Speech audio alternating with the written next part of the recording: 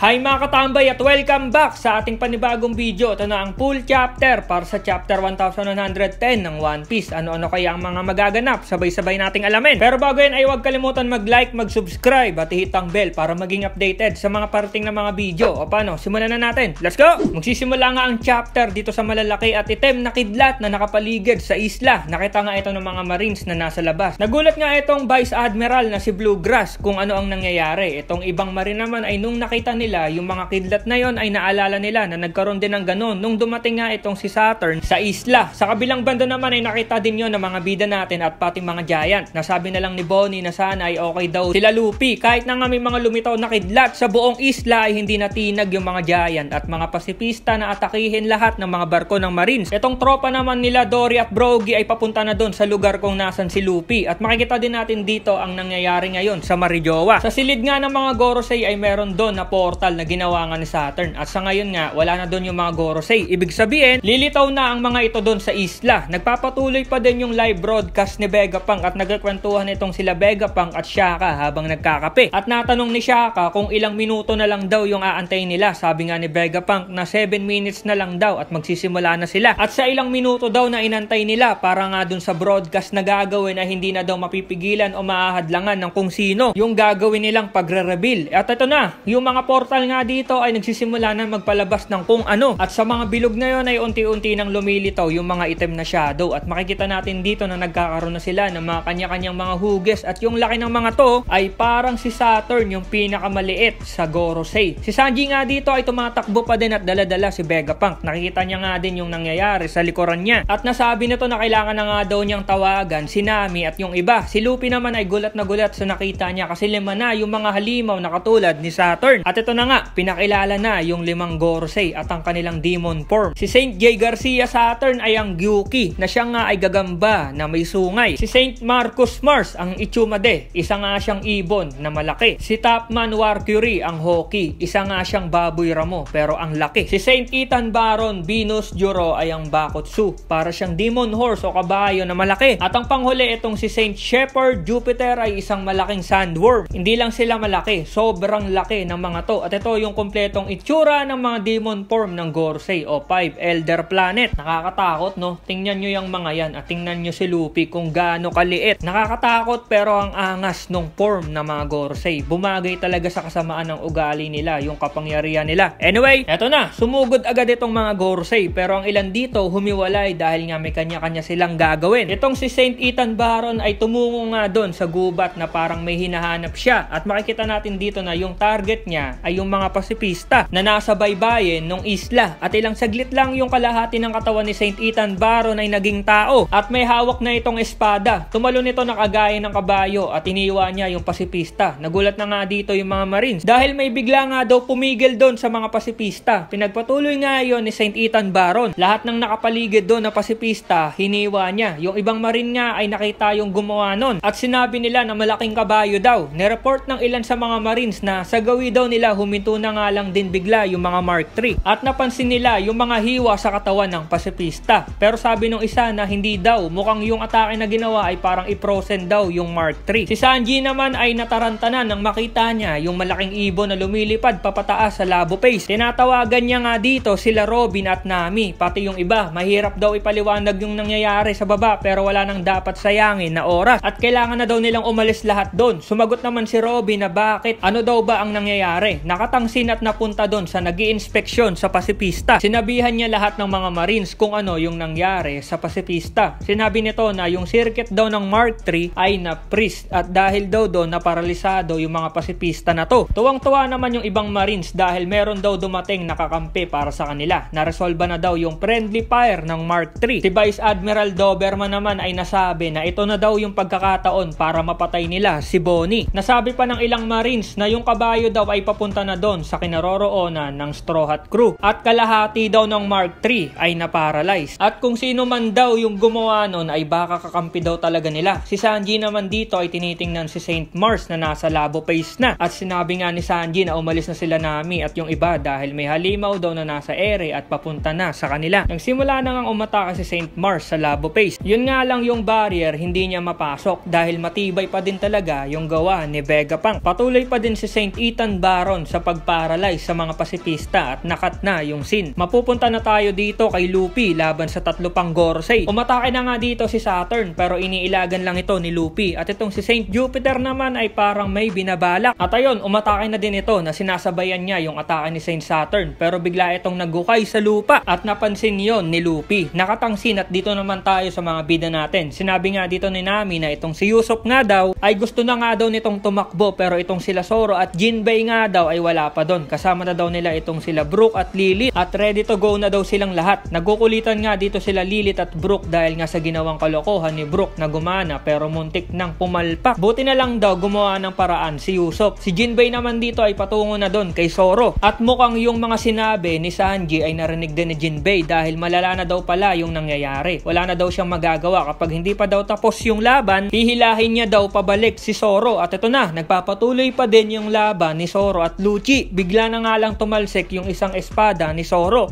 at syempre natigil yung laban dahil naramdaman ng dalawa yung malakas na haki na dumating sa isla. Sinabi nga ni Lucci na parang gusto nga daw niyang hanapin kung sino yung may gawa ng haki na ganong kalakas. Sabi naman ni Zoro na kumakalat nga daw yun sa buong isla. Balik tayo kay Jinbei. Sinabi nga ni Sanji na si Jinbei na daw ang bahala at nakita na nga nito sila Zoro. Nainis naman si Sanji kay Zoro dahil nilalagay daw ni Zoro yung iba sa panganib. Ilang hakbang na lang si Jinbei kaya narinig yon ni Zoro at nang sinabi ni Sanji yon, medyo nainis si Zoro kaya parang dumilim yung aura nito. Umatake na si Lucci ng kanyang spotted handgun. Iniilagan lang ni Zoro yon at naghanda na itong umatake. Gumamit si Zoro ng 3-sword style spotted leopard hahabahan. At ayun, isang atake lang tapos na si Lucci. Nakita yun ni Jinbei at nagulat siya. Kulit talaga ni Zoro, si Sanji lang pala dahilan para matapos agad. Nakatangsin at balik tayo kay Luffy. Nasa ere nga si Luffy at nakita niya itong si Jupiter ay lumabas doon sa lupa at handa na nga siyang kainin ito. At ayun, kinain nga si Luffy pero dumating na dito sila Dory at Brogy na papasugod nga kay Jupiter. Nakita daw ba ni Dory yon? Tanong nga ni Brogy. Na-miss nga daw niya yung mukha na yon. Sabi nga ni Dory, nasabi pa nitong dalawa na yung tiyan nga daw nitong halimaw na to ay hindi bagay napuntahan nitong si Luffy at ginawa nga nitong dalawa yung atake na tinatawag na Child of the Sowing Sun. At ayun, nahiwa nila yung ulo ni Jupiter at nakalabas na si Luffy na tuwang-tuwa dahil muntik na daw siya doon. Nakita ni Luffy itong si Dory at Brogy at tuwang-tuwa siya dahil pati sila daw ay nandun din sa isla. Tuwang-tuwa nga din itong dalawa at nasabi ni Brogy na ang tagal na daw nung huli nilang kita ni Luffy. Sabi naman ni Dory na gusto na daw nilang makita si Luffy at yung maghintay nga daw ay hindi nila makaya. Masayang masaya itong si Dory at Brogy dahil harapan na nilang nakita itong Sun God na si Nika. End of the chapter. Okay, isang magandang chapter na naman ang nasaksihan natin. Nakita natin yung kompletong lineup ng Gorosei at ang kanilang mga demon form. Medyo kinabahan tayo sa ginawa ng ibang Gorosei dahil napahinto nila yung ibang pasipista at mukhang sasali na naman itong mga Marines. Pero dumating nga itong dalawang giant na sila Dory at Brogy para tulungan si Luffy. Nakaka-excite makita ang pagtutulungan nitong tatlo para matalo itong sila Saturn. Marami pa ang mangyayari kaya abangan natin ang susunod pa na chapter. Salamat sa pagnood at see you sa next video. Over na!